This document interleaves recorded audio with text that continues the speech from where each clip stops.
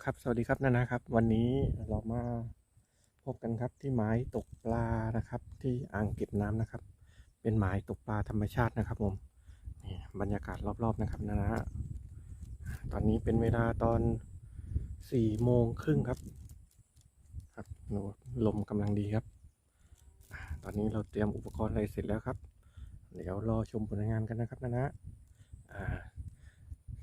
สำหรับท่านใดนะครับวันนี้ผมเป็นมือใหม่ครับที่หัดทำ YouTube นะครับก็ฝาก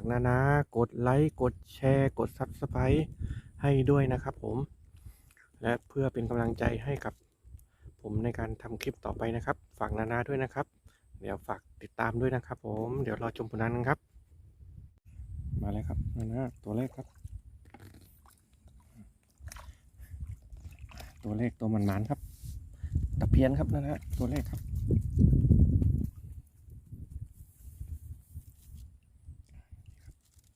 ลูกปลาตะเพียนครับตัวแรกมันๆครับนี่ครับตัวแรกครับมันครับเต็มปากครับ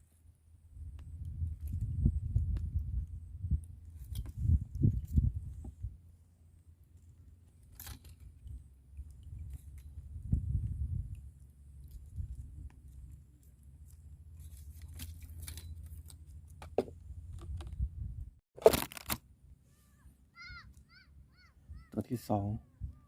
ยังไม่มาครับแต่ตอนนี้กำลังกินอยู่ครับ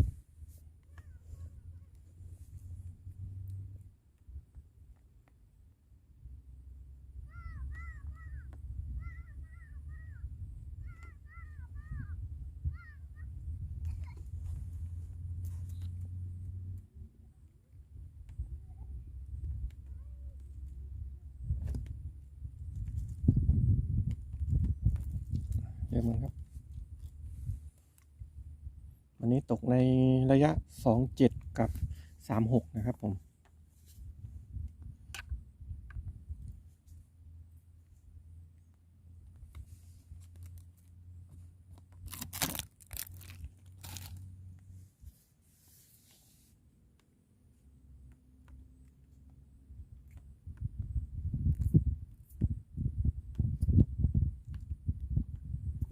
ฝนก็เริ่มมาครับ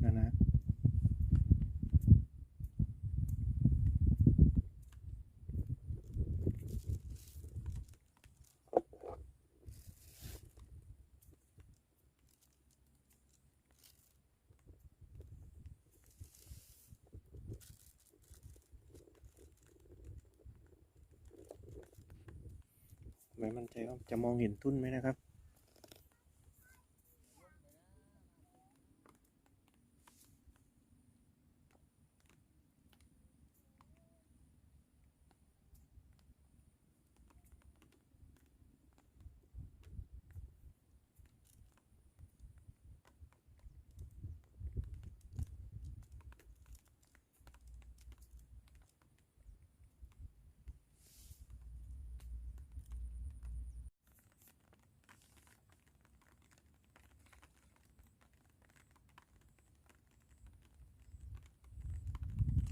ชาโดเข้ามากวนเยอะแล้ว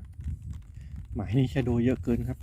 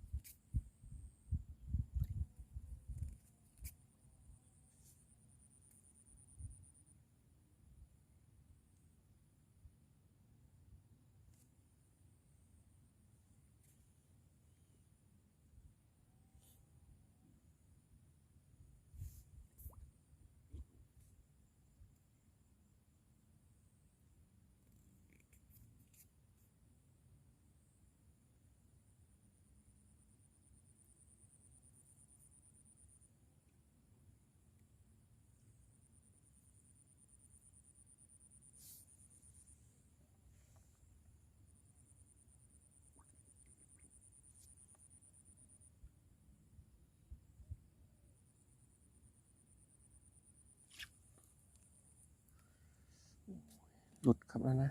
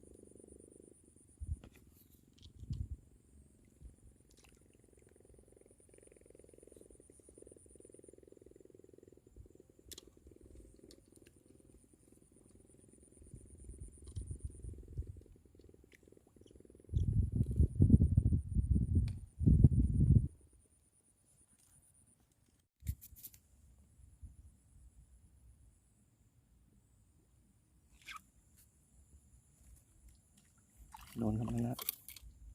ตะเพียนครับตะเพียน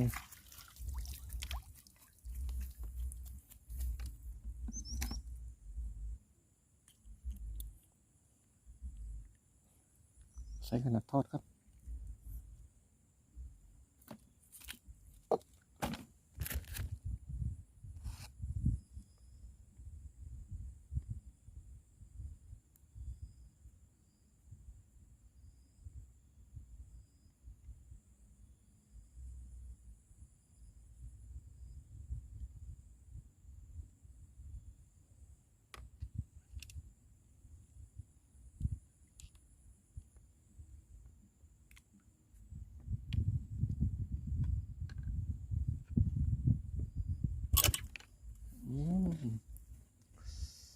หลุดครับแล้วนะ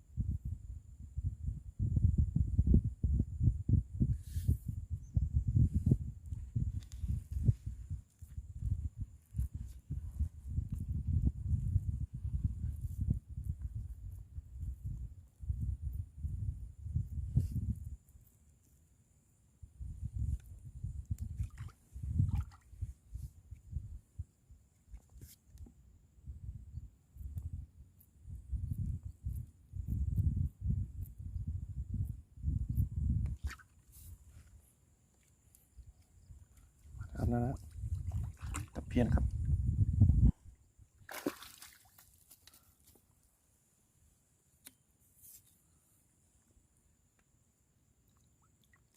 ใช้โอเคครับตอนนี้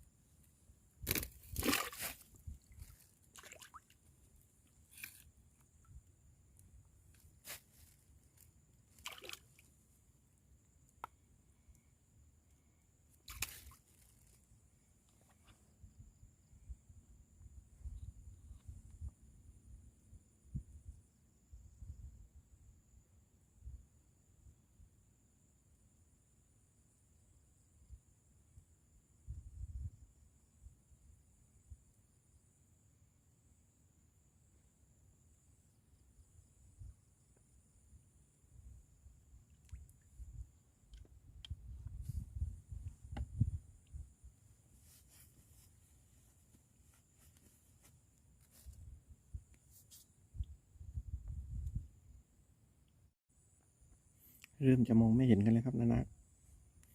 วันนี้ก็ได้ประมาณ4 แต้ม 5 แต้มนะครับเดี๋ยวพรุ่งนี้เราค่อยมาซ้ำกันใหม่ นะครับเดี๋ยวไม้นี้ไม้สุดท้ายเราก็กลับบ้านกันแล้วครับเดี๋ยวรอชมผลงานนะครับ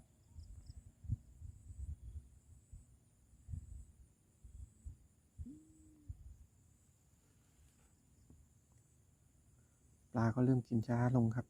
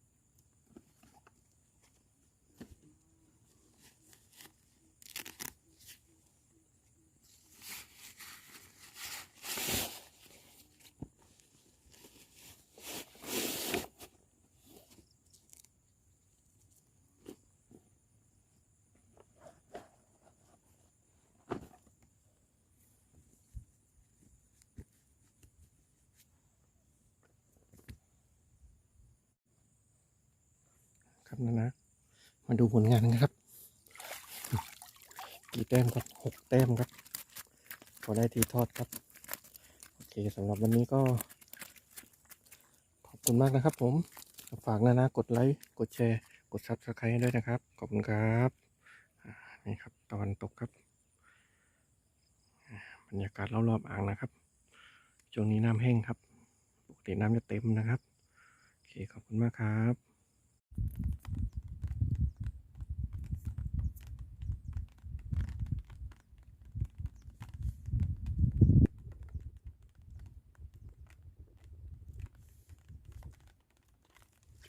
ไม่โดนครับนะ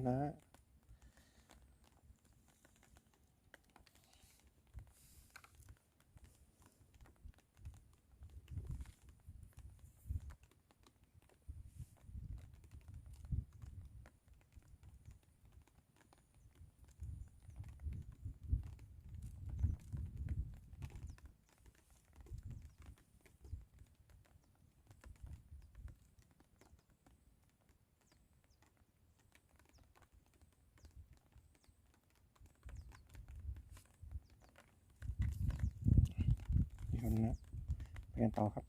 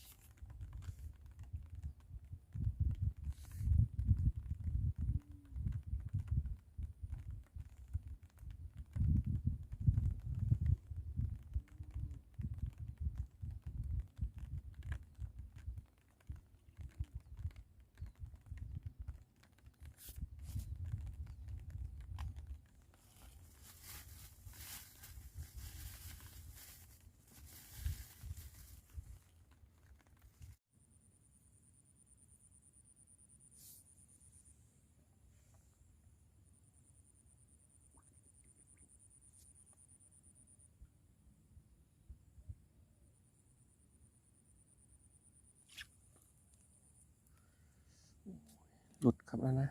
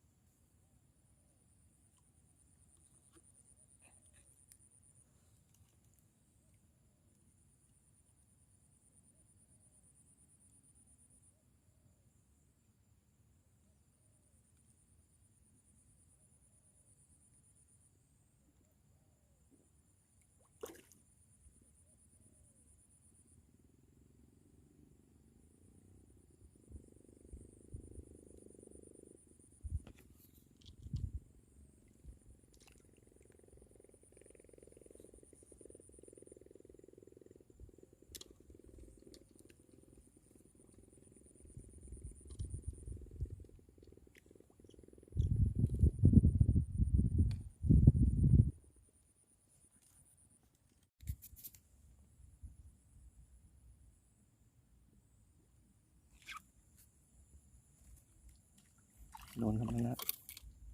ตะเพียนครับตะเพียน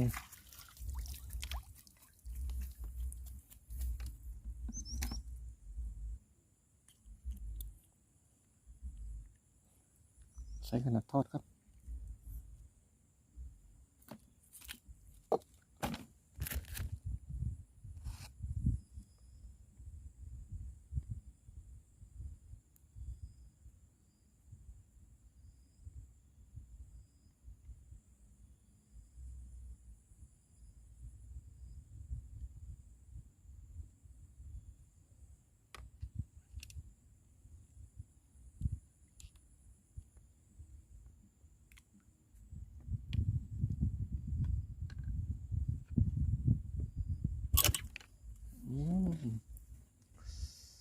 หลุดครับแล้วนะ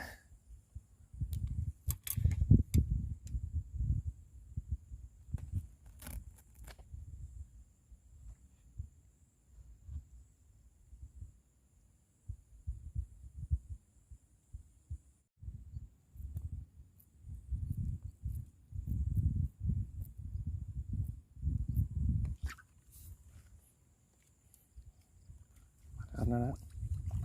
ตะเพียนครับ